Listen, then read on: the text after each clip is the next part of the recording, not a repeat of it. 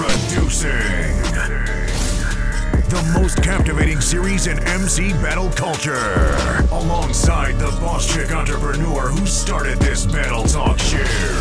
Listen in as we chopped it up with the most important voices in the culture. It all goes down now on Battle Code with your host, Boss Chick Rain.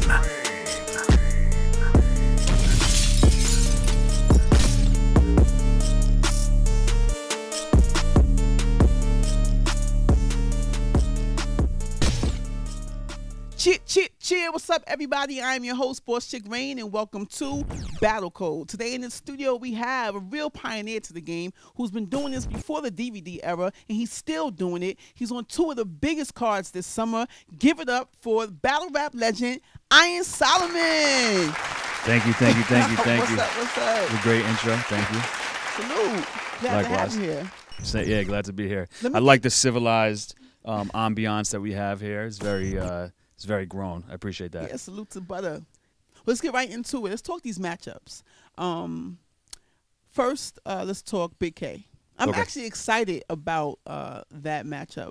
When I saw it, I was like, okay, I like the clash of the styles. Why Big K? I mean, Big K is crazy. I'm a fan. I think he's super dope. I think that part of ARP's kind of genius is to put together things that maybe people might not know that they want to see.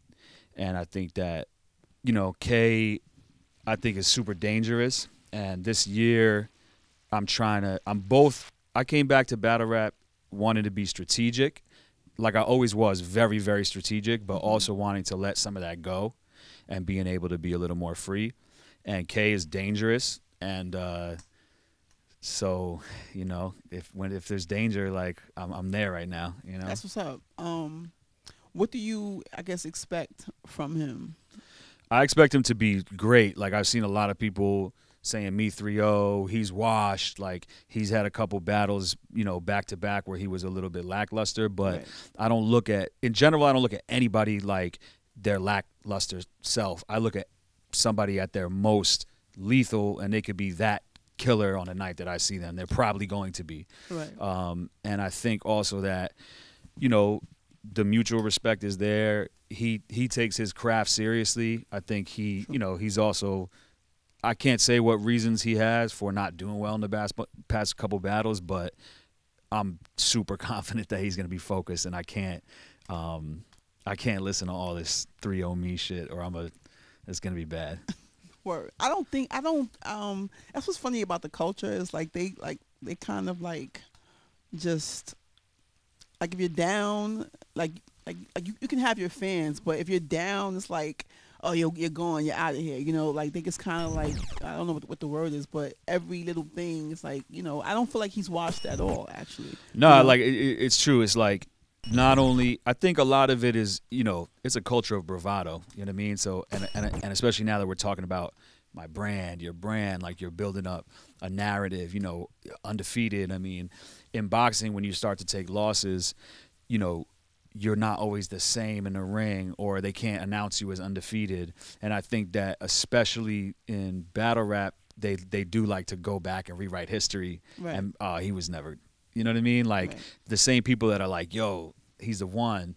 As soon as you take an L, they start to look at even old battles and be like, it was cool for the time, but like, right. It ain't all that, or da-da-da-da. But when you're up, they're like, he was even crazy back then. You know what I mean? So, right. Yeah, like.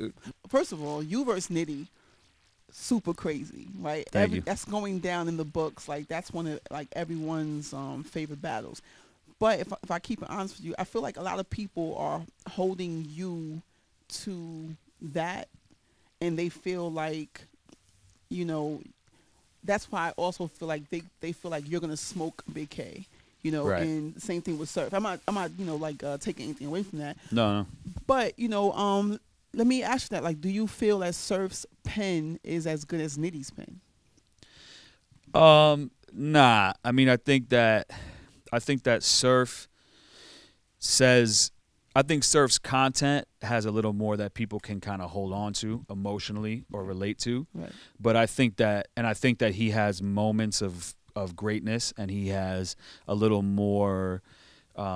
He spreads it out. Like, he can stretch something out in a way that Nitty is a little more like these little shots that are like compartmentalized. Right. And Nitty, content-wise, isn't always saying something meaningful or like poignant, where Surf has a little more like meaning in that way. But like Surf, like some of his writing is just terrible. Like not that it's like lame, like it's like not complex or simple, but it's like it's just not there. Like you're saying, you know. It's a reach. Right. He is the Reach reach god. Yeah, you know what I mean. So let me ask you. So why Surf then? I was picking on him on Twitter, and he responded, and people were excited about it. You know, to me, I'm just with everything right now. If somebody's, I appreciate Surf for what he does. I'm not gonna, I'm gonna talk. Obviously I'm gonna. Right. It's talk spicy, but I appreciate what he does. I appreciate the challenge of him, his star power, or his fan base, or stepping into that realm, his position on URL. You know, if I'm not really gunning for the I'm working my way up the food chain. So.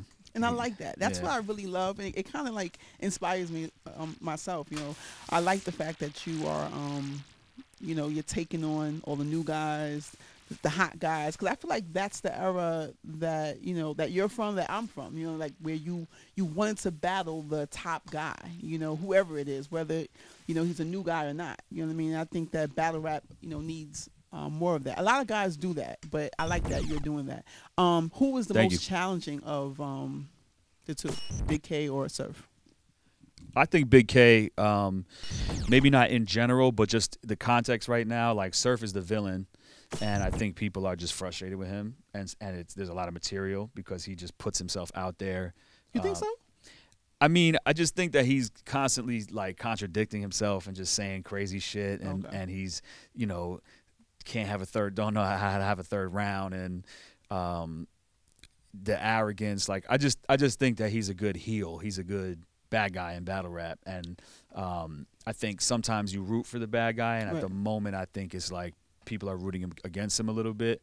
But then the pressure is there for me to live up to that expectation, because when they want to see you get somebody gone, like then it's not even about the win. It's about like, yeah, he beat him, but like I wanted him to get him the fuck out of there. You know what I mean? Well, let's talk about that, because I heard that in another interview. Is that the temperature out there? Like, that's for your fans or for the culture? What everybody sees out there is like skewed to their own thing, right? It's like I'm gonna see people hit me saying, get him out of here. Right. He's gonna see the opposite. You know what I mean? Right. But more than other battles where it's like, yo, it's gonna be crazy. More than that, I've seen people like, yo, like, Surf talking about his price, and then I'm spending money to go see him and buy the pay-per-view, and he's not even giving me my money's worth. Like, so I've seen. Okay. Pardon me. I've seen that more with him than I've seen in the past, and then I just think Big K is dangerous, and I think like, he because like people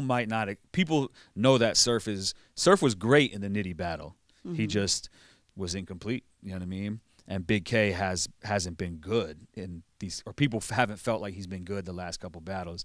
And I think that even that is dangerous. You know what I mean? And I think that he's also like, he's just so good at rapping. Like, it's so clean and it just hits so well. And then he could be funny. So I think Big K as an opponent right now is more dangerous to me. I think so. There's a lot of pressure because of that. And I think Surf, the pressure is on me the pressure to beat Big K is there, and then the pressure for me to live up to the Nitty expectations and to the get him out of here expectations with Surf. That feels like the difference between the two. Okay. So how are you going about, I mean, without too much detail, how are you going about with preparing for being on two big cards? And how does that feel? Like, how does that feel to be like it's only you and Ill Will that are on both cards? Right, yeah. I mean, I'm super proud of that. I've always moved in all of the circles, and that's the thing that's been super important to me. Coming from the city and just like growing up with all different types of people. I was always into all different types of music, and not even just hip hop. Like, I was into everything, and then within hip hop, I was never like yo, I really only rock with the locks and this street shit, or yo, I really only rock with like backpack underground shit, or like if it's on the radio, it's trash to me. Like I always listen to everything. I used to have, I would listen to Company Flow and Jay-Z like back to back, and that translated to battling, where I was like, yo, the acapella street shit, like I wasn't one of these, oh, it's written, like it's whack because it's written, which was what a lot of the like freestyle guys would feel about street battles. So, but I would still also go to the freestyle joints, you know what I mean? I would be at Scribble Jam, and then I would come be on Fight Club, and then I was on Smack DVD, and then I was on Grind Time, you know what I'm saying? And so for me, just personally and creatively, like if I'm a fan of all that stuff, then I want to participate in it, you know, not like anything I'm a fan of, I want to participate because I want to live up to it and participate respectfully by bringing something quality to it.